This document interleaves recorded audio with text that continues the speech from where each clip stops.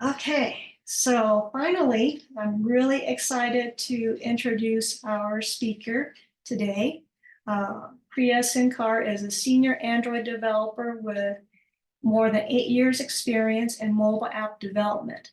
She is in love with Kotlin and is passionate about building Android apps. She believes in neat code and a clean architecture. She is a technical blogger, a public speaker, and holds a passion for the Android community.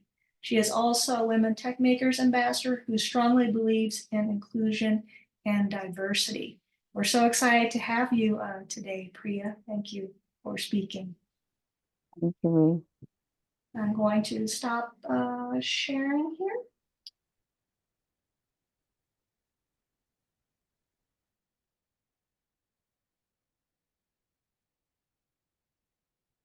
Okay, I hope you guys can see my screen. Yes, we can see it. Okay, so hi everyone, welcome to my talk.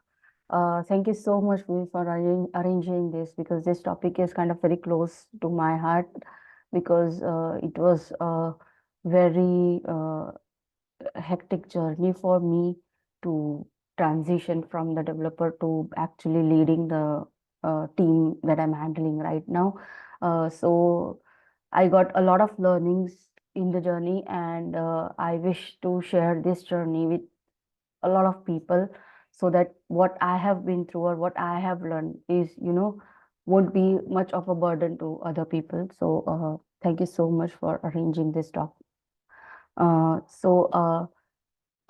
is a certain similarities or certain confusions rather between what a team lead does and what a technical lead does or what a tech lead does. So when I say transitioning from being a developer to being a tech lead means a leader who is leading a technical team, not tech lead, because tech lead in itself is a very vast term and which encompasses a lot of opportunities that does not fall on the shoulders of a leader who is actually leading a technical team or subset of technical team in their organization. So just to clear that. Uh, Before we start, a little bit about myself. I am a senior Android developer. I have over 8 years of experience in the tech industry, and currently I lead a team of mobile developers where I architect mobile apps and decide the tech stack and work in collaboration with the client and my managers to bring solutions for the clients and bringing the resources to my team and handling the team and so on and so forth. And as we said, I love coding. I especially am in love with Kotlin, and I am a technical blogger. I initially started off as a technical blogger, and I soon transitioned into a public speaker to reach more people. And above all this, I am a mother of a 4-year-old who is standing there at my door right now, waiting for me to go there and hug him. So, yeah, something which I cannot get rid of. So, before I start with what a technical lead does, or what are the common mistakes that they do, or other technicalities of the role, I would like to share my journey, how I started, and how I realized that, okay, I am now ready to be a team lead or to lead a team of technical people. So, it was around 4 years ago when I had just finished 5 years of total experience in tech industry, and I was sitting with a manager, and we were going through a yearly review meeting, and he had a lot of good points to tell to give me a lot of feedback. He had for me that, okay, you're very nice. I like the way that you architect the app so nicely. I like the way that you handle the tech debt and how you handle and manage new tech stacks that come into picture here and there. And I was very amazed, and I was actually, a bit feeling a bit proud of myself. So I told him that, hey, now that I have accomplished so many things and now that I am putting in a lot of values to the table, I would, like you to consider me for being a team lead for our mobile team. And he just sat there and he asked me, okay, you want to lead a team? that's fine. But let me ask you a few questions and we'll see how it gets. So he asked me, are you good at coding? I said yes. He said, are you good at handling deadlines? I said yes. He said, are you good technically? And are you able to handle technical solutions, whichever that comes to your way? I said yes. And he said, are you good at collaborating with your team? And I sat there and I took a little pause. And then I said, yeah, I think I can handle that. And that's when he smiled at me and he said, come back after 2 years with the same question. Right now, you're getting not getting that. And I went outside and I started thinking that what went wrong and what could possibly hold him back for giving me this opportunity. And then it struck me that the pause that I took when he asked me about my people skills was all that he needed to know that I'm not ready to take up the position. So instead of getting depressed or instead of, taking it as a negative feedback, I took it as a constructive feedback and I started working on it and started looking out for opportunities where I can prove to him that I'm ready to take on the responsibility and I'm ready to be a people person. And that's when opportunity, I'm sorry, that's when opportunity came my way. And it was around 2 months, I think after 2 months, me and another junior developer, we were both kind of sitting idly for a while before our next project was about to start. So it came to me in that instance that why don't I, start up a playground project which we both can handle, which we both can work on, and I can lead the entire project and I can guide her and I can, give the end results to my manager and see, give him something to kind of a build up a kind of a portfolio for myself for being a leader. So I went to my junior developer and she was just as good as me, and she was, even though she had very little experience, but she was just as passionate about technology and about developing projects like I was. So I went to her and I told her that, hey, this is an idea that I want to execute, and since we both of us are free, why don't we start with it and just make a product out of it. She readily agreed to do so, and so we started off with the project and I started giving her the idea that actually I had. We started documenting things and we started working on the tech stack, and then I started guiding her on what screens we would be having and what would be the flow of the application and so on and so forth. And soon we built a prototype, or a MVP, a very small MVP. And that's when I started to become more clingy, or started to become a bit anxious, and out of my anxiety I kind of started micromanaging her, where I even though it was just a playground project and not a very real project, but I started giving her tips on very small things like, hey, the margin is I see that you have set the margin to 7 pixels instead of 8 pixels. I would really like if you would use the 8 pixels instead of the 7 pixels, because material design guides us to use eight multiples of fours and twos and eights instead of having a odd number and something like this. So I started giving her such micro feedbacks, and soon I realized that there was very little communication between us. Like earlier, she used to come up with a lot of questions and a lot of ideas to me, but now I felt that she was pulling herself back a little, and she was just, uh, nodding every time I used to say, okay, we need to do this and we can't do this way. And she would just nod and say, okay, I'll do that. Okay, I'll do that. And that's what started bothering me. And so I went to my manager and I told him that, hey, listen, we have been working on this project, and I thought, that I would lead this project and build a very nice playground project for ourselves. But this is the issue that I'm facing with the junior developer. And she has stopped responding to me, or she's stopped giving me her ideas, putting forth her ideas, and so on. So he said that, I have been observing you both while you were working on this. I didn't want to say anything before, but it seems like you're micromanaging her too much. And believe me, at that time, I did not even know the exact meaning of what micromanaging meant. So he told me that when you are telling her exactly what colors to use or what margin to use, or when you are asking her to change her own style of coding, that's when you're getting it all wrong. And that is why she would not be interested to work with you further. If you continue with this, she is not going to be, she is she is never going to learn anything from you, or she would not look forward to work with you. And that's what hit me big. And so I went outside and I had a talk with her, and I said that, hey, I understand that I've been micromanaging with you and I should not be doing that, and let's come to a mutual agreement, and I'll try to listen to you more and try to take your inputs more. So I started doing that. I started stopped micromanaging her, and actually started executing some of the ideas that she came up with, or asked her questions to better understand what her idea suggested, so that I could actually use that idea. And that's how I started uh, realizing the actual responsibilities or actual skills that you need to be a good leader. And in a few days we completed the project and we submitted the project, or rather so showcased the project to our manager. And he did not say anything at that time, but he may be impressed by this. Soon after that, I went for my maternity leave. And when I came back from my maternity leave, my manager called me and he said that, hey, this is a new project that we are starting and I want you to lead the project. And sorry.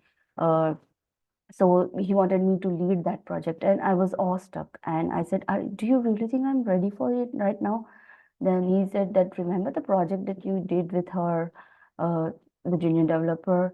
I could see a lot of potential in you for being a good manager, and that is why I'm handing out this project to you, because I see potential in you, and let's see where it takes us. And so it was that day, and this was this day that I'm actually talking about this journey with you and sharing my insights into being a good manager with you. So this is how my journey started. This is how my journey was. It was not easy. It had a lot of learning curves for me. But yeah, it's still going on, I can say. But I'm there. I'm there 70%. I still need to take it to 100%. But yeah, this is how I started my journey for being a good team lead. So before we start into what kind of communications and what are the qualities that a technical leader needs, I would like to focus on what you are not, when I say what a leader does when they are leading a technical team. When you are just a good programmer, does not mean that you are going to be a good manager as well. Let's talk for an instance about cricket. Since I'm from India, I'll talk about cricket. So we have a very good batsman, Sachin Tendulkar. So we all know he's a famous batsman, and he is one of the greatest batsmen that the world has ever seen. So when he was captain of the Indian cricket team, the team did not do well, or people were not very much pleased with him being the captain, even though he was one of the best batsmen that the world has ever seen. He was not a very good captain, because it's not necessary always that the key skills that you hold for doing your job does not mean that you would be a good leader by just having those skills. It was about time that he stepped back, and soon enough, after a few years, he stepped back as a captain and decided to just be a player. And he again started doing well, and the team again started doing well under the leadership of another captain. So that also applies to us developers as well. So if you are a good programmer, does not necessarily mean that you also have the skills to lead a technical team. For that, you need to build up a lot of new skills that will be seen in further slides. When you start from transitioning from a developer to being a team lead, does not mean that you get to choose that you get to decide the technicalities of your projects. You are not responsible for taking all the tech decisions or all the tech stack, or you are not responsible for giving technical advices even to the clients or your managers and further along your hierarchy. It means that your job is to make sure that your team is doing well, and your job is primarily focused on providing technical help to your junior developers. So your goal would be to make your team technically strong so that they can face any kind of projects, any kind of challenges in any projects, and do good. Uh, by being a team lead does not always mean that you get to decide what other members do. No, that again lies responsibilities when you are dealing with a very big organization, and when you have an organizational hierarchy that is very big. Then you are a team lead, you are going to have a tech lead on top of you, and on top of that tech lead you are going to have a senior tech lead, and that senior tech lead will ultimately be communicating with the project manager, and so on and so forth. So the hierarchy is going to be a very long hierarchy.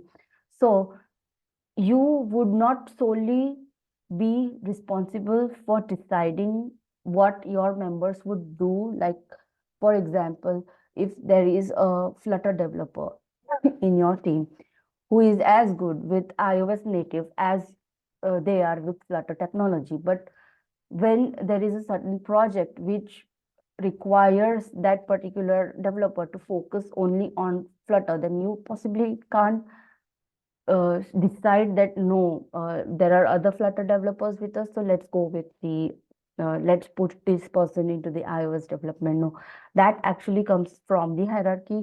Or let's say when you are a team lead, does not always mean, very importantly, that you get to decide what coding styles or what coding conventions, or what kind of variable declaration, or what kind of formatting the team members should follow.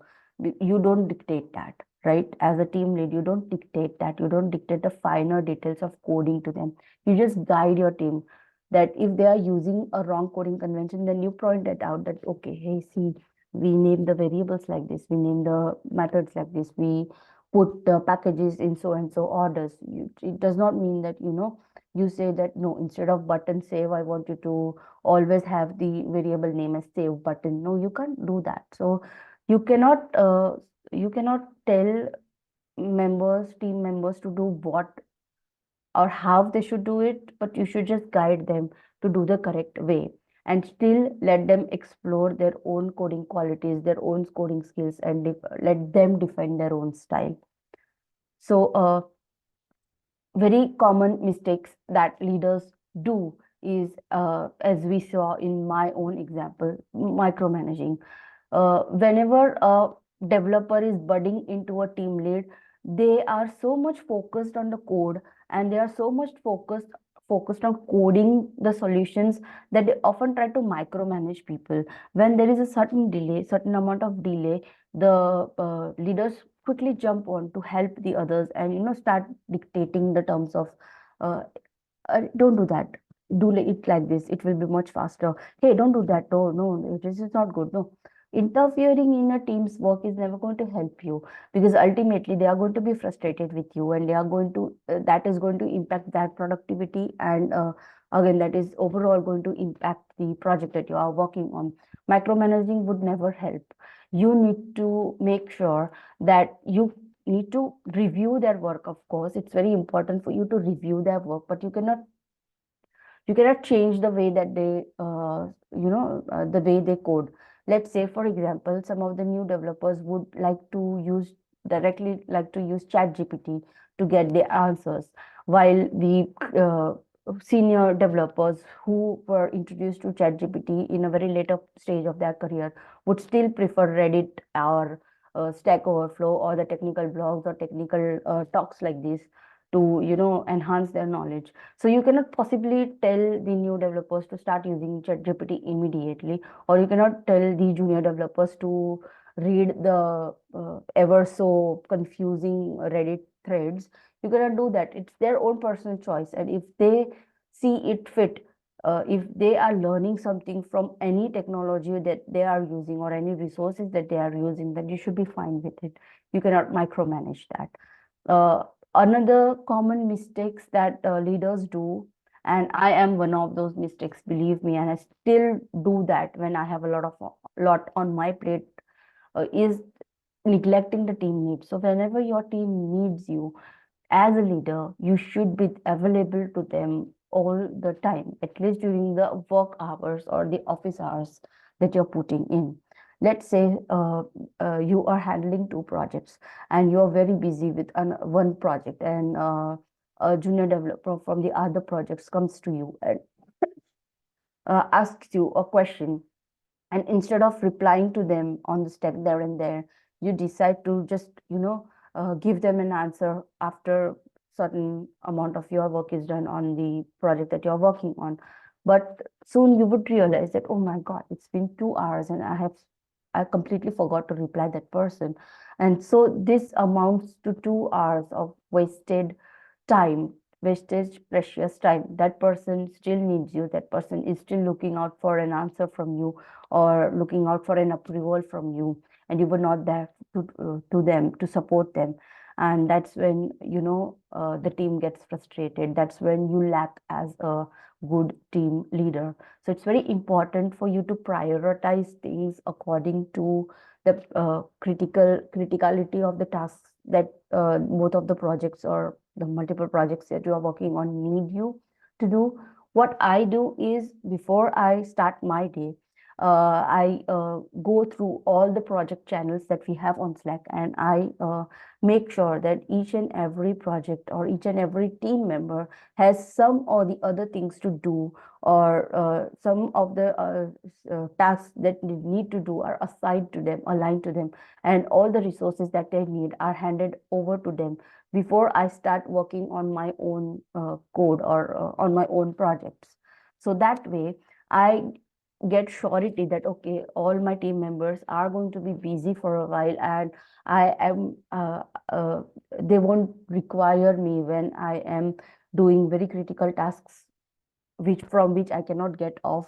So it becomes very easy to align all these things or prioritize all these things before I start my day, so that it becomes very easy for the team members to align with their own tasks, and it becomes also a less of a headache for me, because I can now concentrate on my project and not worry about what other people are looking for, or they won't feel the need to ask me every time.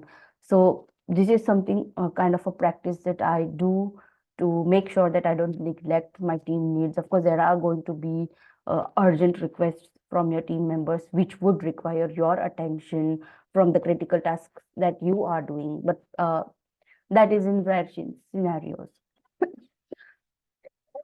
Sorry.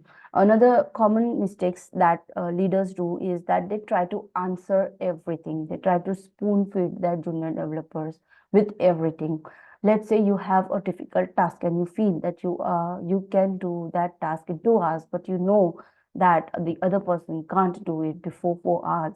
So you try to do it on your own, and you hand over to them another small task that possibly they can solve in 2 hours.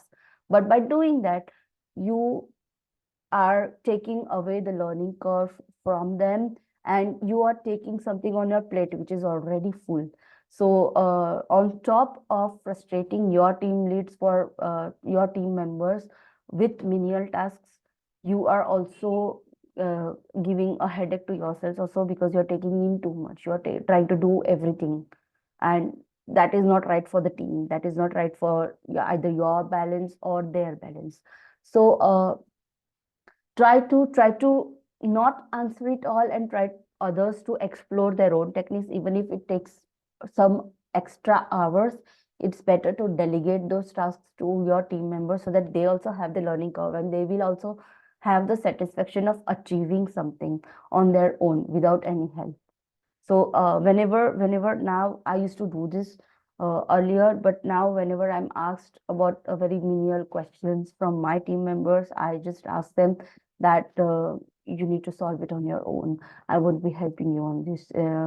Or I think that it's better if you learn this on your own, so that it will give you an edge over whatever already that you are doing, something like this. So you can give them certain answers or certain things, to motivate them to do it on their own, and at the same time not taking in the extra burden for yourselves.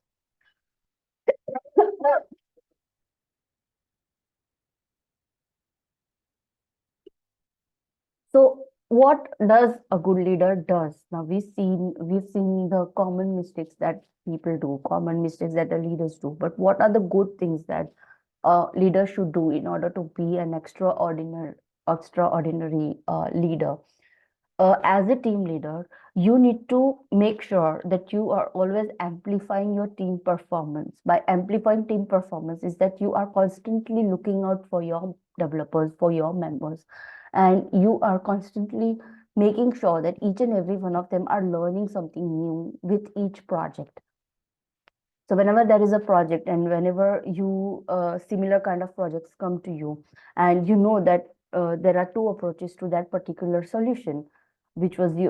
There was one solution that you used in a previous project, and in this project you want your team to learn a new solution or a new way of doing things or a new approach to doing things. Then you ask them to do it not the old way but the new way, so that there is a learning curve between your team, and you amplify the team performance, or you maximize the knowledge in your team.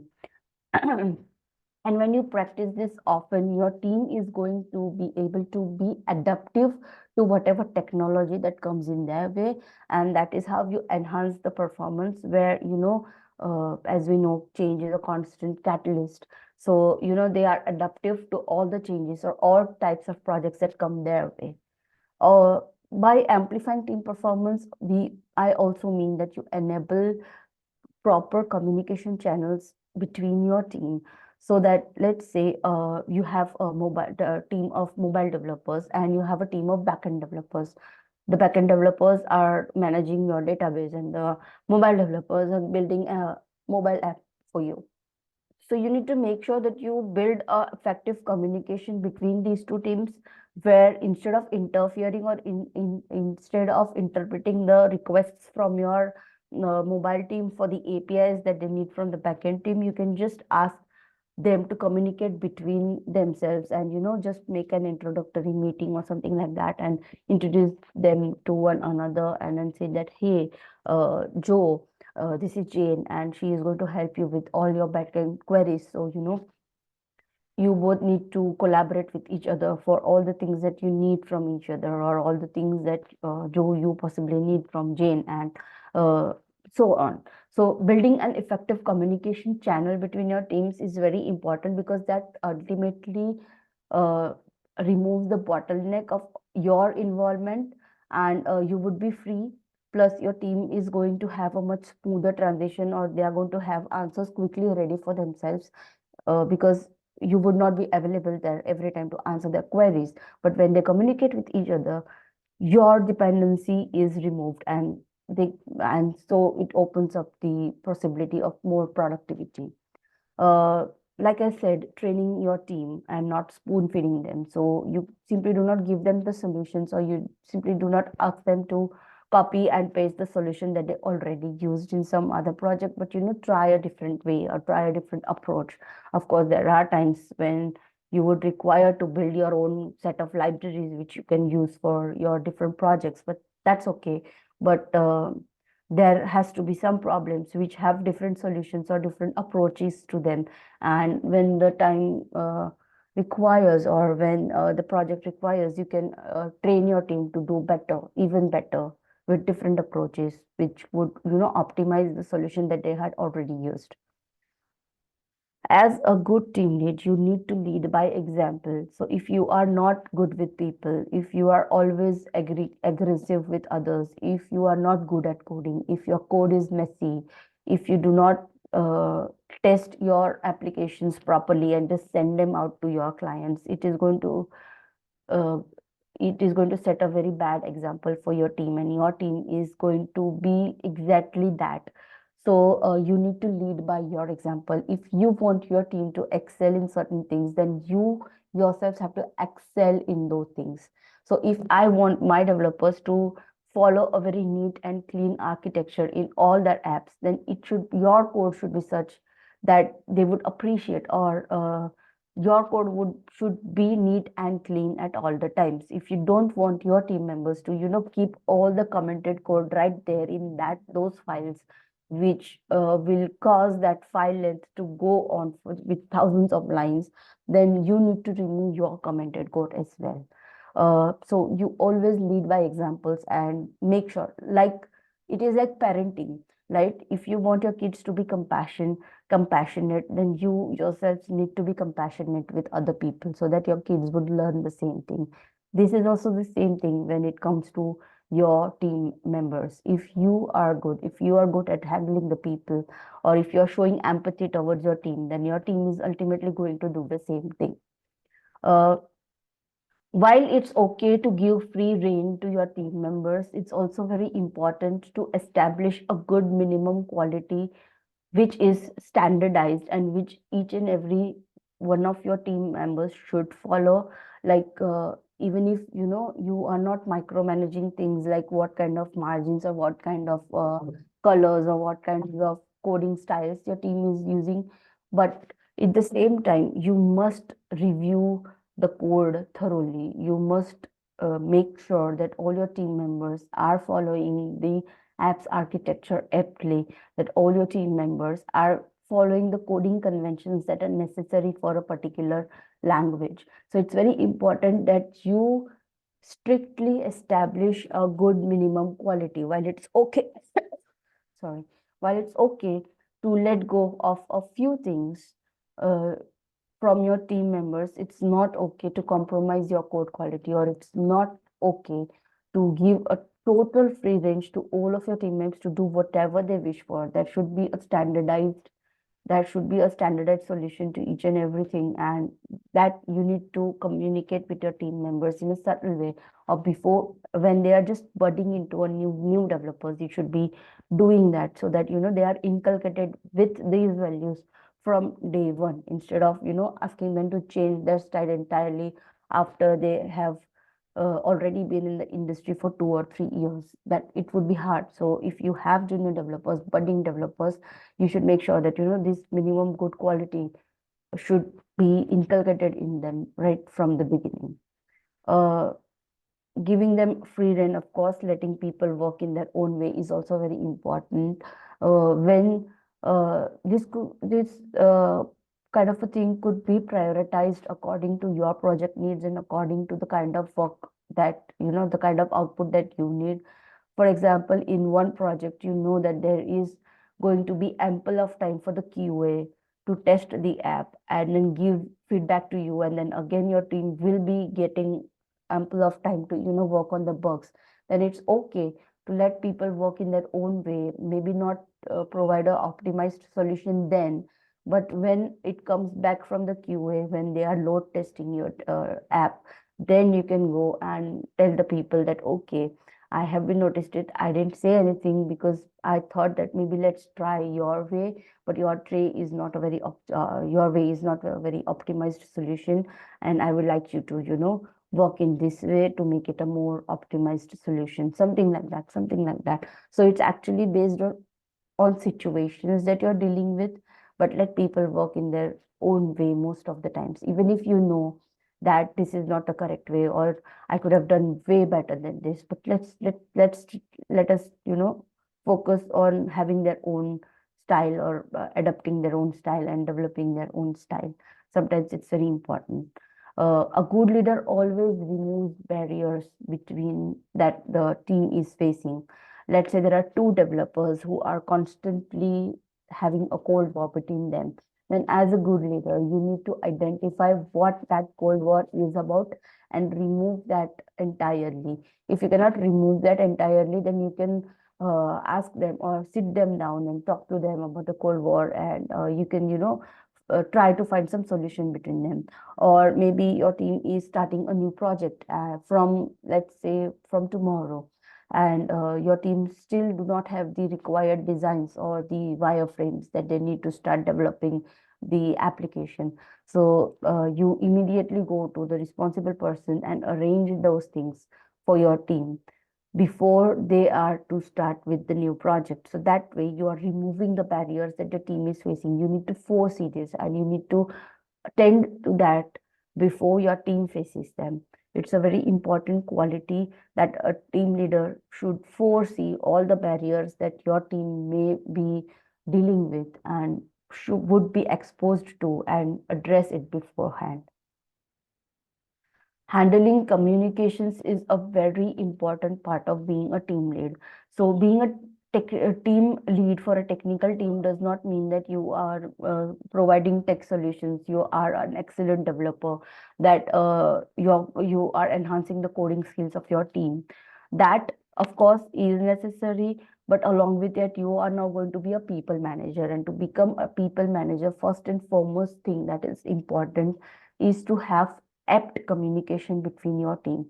So whenever you are having one-to-one communication between your team, you need to make sure, let's say you as a team lead, you are responsible for giving your own markings to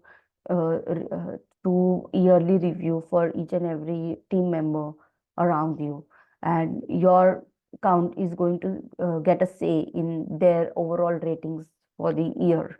So if you face some issues with their coding or with their solutions in a project, then you sit them down then and there. Do not wait for the end of the year meeting, review meeting, and you sit them there and there and tell that, hey, I noticed that you are making this so and so mistakes in the project, and I would like you to focus on improving that.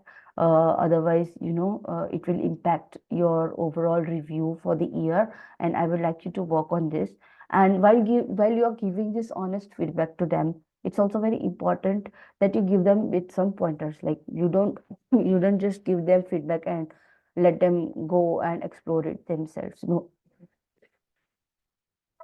sorry. If you have a feedback for them, then make sure that you also give them a few pointers. Like you point them out to some resources, or you show them your own code and give them some pointers that this is how you did and this is how I did, some kind of a thing.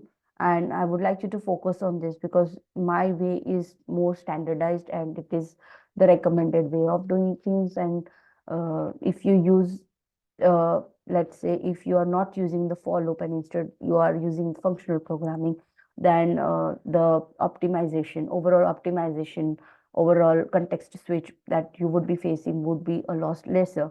So something like that along. Sorry. If you're giving them something to work on from your own code, then it's very important for you to give them a reasoning behind why they should be using that. It would be very helpful to your team members to understand your perspective. Similarly, when you are having team communication, it's very important to note that if you must praise them, then you praise them in front of everyone. But if you must critique them, then you do so in private, because nobody likes to yell at in front of anyone, or nobody likes to, likes finger pointing to them when you're having a stand-up meeting or when you're having a retrospective meeting. So, people won't like that. It would hurt that ego. And in return, they would become aggressive and they won't be such team players like they used to be. So it's very important to praise. Like one of the things that I love about Women Who Code is the applaud channel that we have, where we applaud our fellow women in technology, for all the great things that they're doing. So it motivates us, right? It motivates us and it gives us a sense of achieving something. So that aligns with praising your team members while you're having a meeting or something like that. Or it's not necessary that you call the meeting only for appreciating them, but you can have a channel like applaud her, and you can just simply put a simple praise where everyone can notice them, and the person would also feel good about themselves. And when you have some critical feedback for your people, then it's important that you do so not in front of others, but in private, where they can reason more with you, that even if they have to yell back at you, it's okay. They can't do that, or they cannot put their point forth when you are in public. They are just going to be enraged. But when you have these one-to-one meetings in private about critical feedback, then they are also going to listen to you, and they are also going to put forth their own points, so that maybe you can also empathize with them, or you can also understand their point of view. So that's very important. uh, Again, we have all seen in all of the movies about sports, that they at the end of the football match, they have a huddle and the coach is telling uh, big praises, or motivational sentences to them. Let's do it, team. Let's do it, team. Who are we, wildcats? Something like that. So it goes the same way when you are nearing the project delivery, or when you are in a war room. Such motivational speech or building confidence, that I know you can do this. I have seen you work in so and so project with such great accuracy, and I would like you to go back to that person and come back with equal accuracy for this project as well. I or you empathize with them in saying that I know you have been putting in a lot of hours for this particular task, but I still feel that it would help us it would help all of us if you put still some extra things into this, and open up your mind a bit in this or that direction, and give us a solution for whatever blockages that we are having, something like that, something motivational, something that builds their confidence. So, and when you are having team meetings, so let's say when you are having a project kickoff meeting, it's very important for you to delegate tasks to people. So when there are developers who are equal in range, let's say you have two senior developers in your team, and you want those senior developers to work on one particular project, and it's very important that you delegate tasks to them and build a clarity around their tasks, so that there is no war between the two developers, that I would be doing this, why can't you do that, or I'm going to do this only, you go and talk to the team lead and ask yourselves for some other job. No, it's very important to give clarity and delegation of tasks to your team members when you are having a team communication, so that there are no question marks, or there are no doubts or understanding about each and every task that a person is going to do. While you are doing this, while when you are either having one-to-one communications and when you are having team communications, it's very important as a leader for you to empathize with your team. I have made this mistake when I was budding into a team lead, where I was focused on asking the junior developer about why are you not getting things done? Why are not, I don't understand. You have taken 2 days for these things, while it should have been done in only one day. And he was enraged. He was sad at that time. He could not say anything to me at that time. But when he had similar meeting with my manager, he talked to him in a very different language. And that is how he came to understand that the junior developer, which to whom I yelled at, was actually having some issues or personal issues at his home, and that is why he was not able to concentrate or give efforts or put in more hours to the task that he was dedicated to. So if I had empathized with him, our relationship would not have spoiled. And immediately, to rectify this, immediately when I knew about this, I called him again for a meeting, and I told him that, hey, I'm so sorry. I could not understand why you are having facing this delay in the task. And I wish you would have told me that. But I see that since I was yelling, it was hard for you to, communicate that with me. But from next time, I will take care of this, and I will make sure that, uh, make sure that you are not bothered by these things, or you are not pressurized when you are facing such issues.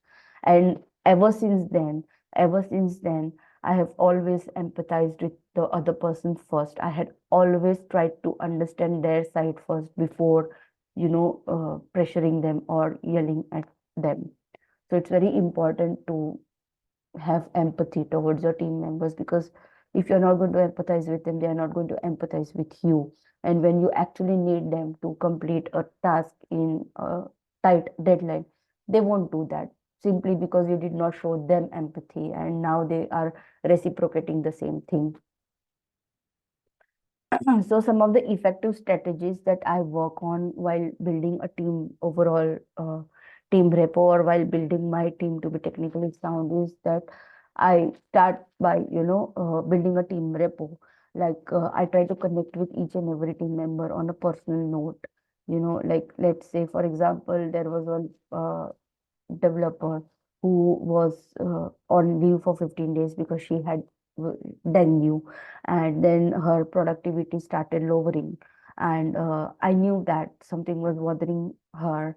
She could not communicate that, and she was taking too much stress, and in that stress she was being very unproductive. So I sat her down and I told her that, hey, I know you are just getting off from a very very consuming disease, and I get it. And it's okay if you feel tired, and I would be completely okay if you took another few days off to get back to get your health right. So this is building a rapport that I jumped into bits of her personal life, and I started building a rapport around that. Like I started building a rapport between ourselves, and after that she was more open to me, and she could communicate often with me her problems, even if they were just work related. She was more upfront with me than she was earlier this meeting. So building a team repo is very important. Similarly, when she was facing, and when my manager asked me that why is she not being so productive, or what kind of bottlenecks is she facing every time. So that is when I communicated with him as well, that this is the reason why she is not being so productive. And he also started empathizing with her, and he also started taking into consideration her situation. And that is how I started building a rapport between the three of us, or more than that, between us. And that is how a team repo is built. Similarly, when you have a lot of teams, like you have a mobile team, you have a web team, it's very important for you to build up a rapport between them. Instead of telling the mobile team that no, you should be getting this right in the API itself. No, you go to them and you tell them that no, the API should be doing that, not us, or something like that. Instead of doing that, you try to build a rapport between them so that they collaborate to find a common solution between themselves. This is what you do. I have been a mobile developer, so I tend to take side of the mobile developers, then the web developers or the backend developers. But this is not what your goal should be as a leader. So, to build a bridge between this, and to ask them or build a rapport between them to, collaborate on a joint front is very important. Another thing, if you start micromanaging people, people are not going to be effective. To make them more effective and efficient, you have to loosen some ends, and you have to let them explore their own style, their own understanding of solving a solution. uh, when you want your junior developers to learn from your experienced developers, it's very important to pair them together from time to time. So I usually, whenever a intern or a junior developer come to me with a solution, or come to me with a problem to a project that I have dedicated them to, I tell them to collaborate with the other senior developer, pretty senior developer than them, to collaborate with them, and ask them for help, or give them the code that the other developer had done neatly, and ask them to follow that code. So in a way, you are pairing your senior developers with the junior developers, and your junior developers are ultimately learning the good ways from your senior developers. So you make sure that pair programming is everywhere around you when you want your developers to learn more and more from each other. Of course, the community, the community ecosystem is always there for us, but to learn from each other face to face is a very important aspect. And that is why I always encourage pair programming. I sit them together and I tell them to, this is the problem, and you both need to sit together and solve this on your own. And they do it pretty nicely. Uh, Another thing, when there is some decision that your team needs to make, and when you are a lead, but you are also paired in a project with a fairly senior developer, they are going to have certain feedback, and they are going to give you feedback, and they're not just going to accept your feedback right away. If they have some doubts, or if they have some better solutions, they are going to communicate it with you. So in these cases, it's very important, if you have the time and if you have the resources, then you take consensus based decisions, by which I mean that if you have, let's say, if you have a graph designed like this, and if the other developer has designed graph in that way, so you feel that your way is right, they feel that their way is right. So it is when you go to the designers on your team, or go to the other senior developers in your team, and you ask them for their own opinion, or you ask them to vote on each design, and then you can put forth your point of view, how you design, why you designed so, and ask them to do the same for their design. And that is how, even if even if the consensus does not go your way, but now that the right way is their way, and you should accept that and move on. This gives you satisfaction of trying to push your uh, uh, design, and trying to be a good leader and not enforcing your thoughts, and it makes them feel good about themselves as well, because their decision was heard, and that their decision was accepted by many. So it gives overall satisfaction to the team, and it also helps benefit your project as well, because usually majority wins goes the positive way. So it's overall, these are the strategies that I built to build a sound team, which is very good to have rapport between themselves. When you are a team lead, and when you are still developing things, or when you are still, whichever company or organization you are, whether it's a mid-level company, whether it's a MNC, or whether it's a very small startup, when you are a leader, team leader, does not mean that you have to give up coding completely. If you give up coding completely, that is end of your career, believe me. So when you are also a leader, and when you are also a developer, it's very important for you to know the balance between these two roles. So it's very important to know when you need to be a developer and when you need to be a leader. So when your team is stuck in a programming challenge, which you were originally not supposed to do coding for, but it's important for you to jump in and help your team to achieve that task as a developer, because you know that only you are going to get to the solution quickly in a given period of time. So it's important for you to jump in and start doing the coding yourselves. And even if you are a team lead, even if you have a lot of projects to deal with, a lot of documentation to deal with, a lot of answers, a lot of meetings to do, it's very important for you to, whenever you are free, just code. If it is even a demo project, or if it is your real project, or if it's a project that you love, or it's a pending playground project that has been sitting there in your repository for years, it's important for you to code, because if you are not coding, believe me, it's going to be end of your career, because we are in a field where where it's impossible for us to stay in touch with the massive technology that is growing around us if we are not jumping into that pool ourselves. Again, like I said, when you have to make a proof of concept for a potential client, it's very important for you to jump in at that time as an experienced developer, because you know that your junior developers won't be handling that properly. At that time, you need to be your developer self and jump into it right away to make a good MVP or a good POC, proof of concept. Uh, when do you have to be a leader? Well, every day, basically, because if you are not leading your team in the right direction with each and every step, with each and every day, then you're not doing it right. So every day you need to be a leader, and every day you need to show direction to your team. Every day you need to provide them with resources. Every day you need to be available for them to answer that question. So you are a leader every day. You cannot just switch off that button and take a rest from that along with doing your developer stuff.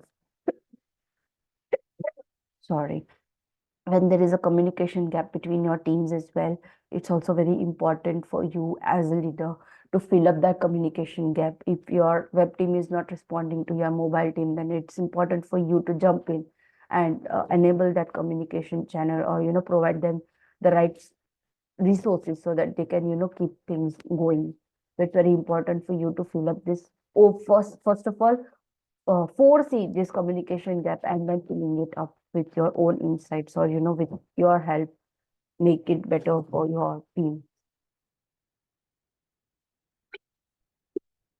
Again, like I said, whenever your team is in trouble, you need to be there for them. So if the upper management is pissed off with you with some project, also god forbid that happens, but if that is the case, then you should be able to back your team. When I say back your team, does not mean that you cover up all the faults that they did, but at least you can say, my team tried hard. My team has been working the extra hours, and I would really appreciate it if you gave them at least 2 days to rectify the situation that we are in. And I know that my team will come through, and they will perform well from next time. I uh, give you that. And like in the scenarios where the client is pushing your management or your project manager, and your project manager is in return pushing you for the stop, then you should be able to communicate with the project manager that, hey, my team is already working extra hours, and I cannot ask my team to work extra hours anymore, and it's about time that we tell the client to just give us some time, or just have patience. We will have the product ready for them, but we need time, because already my team is putting in a lot of efforts, and I don't want them to feel pressurized and put in extra hours, even extra hours. So this is how back your team. When they're there, then this does not mean that whenever your team is at fault, actually your team is at fault, then you start backing up. No, no, no, my team is doing well, but I need 2 days, even if you know that your team is not doing that good. So it's not like that, but you get my point, right? You need to be there for your team in tough times, and you need to be tough with them when the time comes as well. So this is a pretty standardized roadmap that I feel is important for you to follow when you are, reaching out to be a team lead. This is from my own personal experience, and this is what I have noticed in the organizations around me, that how people grow up to be in the leadership positions is, first of all, you need to be good at development. You need to be good with the technology. You need to know your technology. You need to be aware of all the technologies around you. Even if you are a Flutter developer, you need to know what native Android development looks like, or what native iOS development looks like, or how the web apps are run, or how the desktop apps are made. Because as we know, the Flutter development and Kotlin multi-platform development does not just stop at being deploying to the mobile screens, but also everywhere. They are everywhere. So it's important for you to up your skills and be pro in your skills in order to, sorry, I'm so sorry, to being a technical lead. Then again, you need to take responsibilities. So when I say taking responsibilities, does not mean that, hey, it's my fault, even though it was not your fault actually. But taking responsibility means going upfront to your manager or your team lead and saying that, hey, I see we have this new project, and this project requires so and so to be integrated in that, and I would like to work on that feature, or I would like to take this project up a bit and would like to take responsibility of this particular module, something like that. By when you take responsibilities, you also bring values to the table. When you fulfill that responsibility, you are ultimately showing your value to the team lead or your manager. And so you are getting noticed.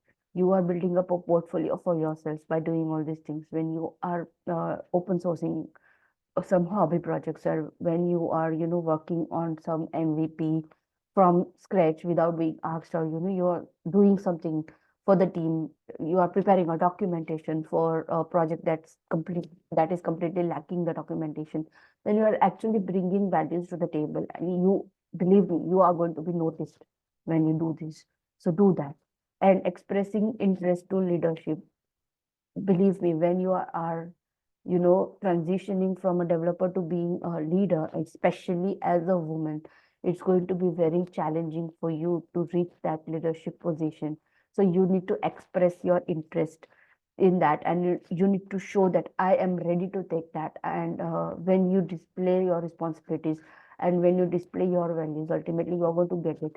But as women, sadly, you are not going to get it up front for most of the times. So you need to ask for it. And when you ask for it, I myself actually asked for it, and I did get it when I, you know, proved true to my word and ask for it again. As you see that even if I am a team lead at even if I am doing all the things that a team lead is required to do in my organization, my title still says senior Android developer, even though I am also backing up all the or managing all the mobile apps that are run in my organization. And but that is a different thing, but you know what I mean, right? You need to express that interest of you having that title or having those responsibilities. So yeah, that's it for the roadmap that you can follow to reach the leadership position. And with that, we come to an end to my session. I hope this was inspiring for you, and I hope I had put in some insights into into motivating you to go after that leadership position that you always wished for. And thank you so much for Thank you so having me. Yeah, much, Priya. That was such an amazing talk. I learned so much, shared so much good advice about transitioning into leadership. And we do have some questions. But before we get into that, thank you everyone for joining, attending our talk today. I know we're a little bit past the hour, so feel free to leave whenever you need to. But for those of you that can stay, we'll go through these questions right now. And I just want to mention that Priya has a cold today, so I hope you get well soon. And thank you so much for giving your talk, even though I know you're not thank you, Vivo. feeling I the enjoyed best. it.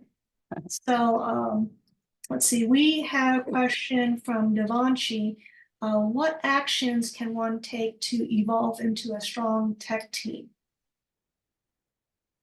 So, in order to evolve into a uh, strong tech lead, first of all, as I said, that you need to be very technical or technically sound with all the technologies that you would be dealing with. Not only the technologies actually that you are participating in, but also the technologies that you are required to be a part of in decision making. And when you are a tech lead, again, it's very important for you to have people skills, because when you reach to the leadership position, it's very important that you know people skills, because ultimately we are all humans. A team is full of humans, and you need to connect with them in order to take their tasks forward. Yeah, that's great advice, and yeah, always going back to those people skills for sure. So I had a couple of questions, but first let's answer a couple of from the Q&A. So one person said, I've been filling in for my tech lead whenever it's needed, and I feel like I'm ready to take on that role full time, but there are not growth opportunities at my current job. How can I prove to other companies that I am capable of being a tech lead without having that experience on paper? Okay. So, as I said, you can always build yourself a portfolio of things that you are doing. For example, if you have a lot of, I'm so sorry. Mhm. So, if you are having open source projects, then it's important for you to, list them down in your website or in, in your resume or something like that, and you can show that portfolio to your prospects, the prospects that you're trying for. If you do not have such projects or playground projects with you, then you can build your resume so that it can show whatever leadership qualities that you have already shown while filling in when your tech lead was not around. So that helps a lot. And I suggest that you put all these things in your cover letter itself, because cover letter is the first thing that the companies read, and it should not be a very long cover letter, but at least it should somewhere your resume or your cover letter should highlight these things, that you have been doing these things, or you have been filling the post, or you are fulfilling the role requirements right now itself. Oh, that's a great answer. Thank you so much for that. That's a good segue for a question that I had actually, which is how would you list your accomplishments as a technical leader on your LinkedIn profile or your resume? And is there a template that you recommend? I don't have a template as such, but I try to, put in bullet points whenever I feel required about all these things that I do. Like if you see my introduction slide, you saw that, in my bullet points, I have listed all that. Okay, I'm architecting the mobile team, I'm leading the mobile team. So my title shows a very different perspective of my job, but the bullet points show actually what kind of work that I'm doing. And if you go ahead and see my LinkedIn, you would see architecting mobile apps, building mobile apps, or leading mobile apps. So that says a lot. Right. Yeah, thank you so much. And then we have another question from the Q&A. As a team lead, how do you deal with bad hires? For example, the person's abilities are much worse than they demonstrate during the interview, or the person does have the ability to work independently to solve problems. So I've been facing this currently, and it's not very easy because I'm not good at, pointing out to people that you would be in trouble if you don't, prove yourselves in a certain way. But what I do is that I communicate with them what exact uh, expectations that we have that from that person, and I simply say that it would be very difficult if you do not, uh, prove yourselves in doing this task, or it would make sure that you do this thing right this time, otherwise they, something like that, to motivate, otherwise it would be very difficult or something like that. And I give a few pointers to them as well. So I say that, okay, in the previous project, or in the previous things you did, so don't do it this way, but do it that way. I don't spoon feed them with the solutions, but I, at least mark a path that they can follow for that thing, because it's never, we all know that in this era, it would be very difficult for people when if they lose their jobs, since the layoffs of everywhere. So it's kind of give them a pointers or something, or show them the path, and even if after that, if they don't still prove themselves, then there is nothing really that you can do. Wow. Yeah, that's a very difficult situation to handle. So yeah, that's some good advice on how to deal with that. And then we have another question. I have a new role as an engineering manager of a small team. How do I effectively ensure developers move their tickets on the Jira board without micromanaging and build a rapport? No, my team of developers is only male, and as their lead, I don't want to sound bossy and annoying. So this is something that women leaders are sensitive to. Been there, done that. Believe me, for this thing, you just have to push. You just have to push them into telling them that in this case you need to micromanage, because in this case, at the end of the day, you are, going to see the tickets, and you are going to monitor what all tasks are done, what all tasks are not done.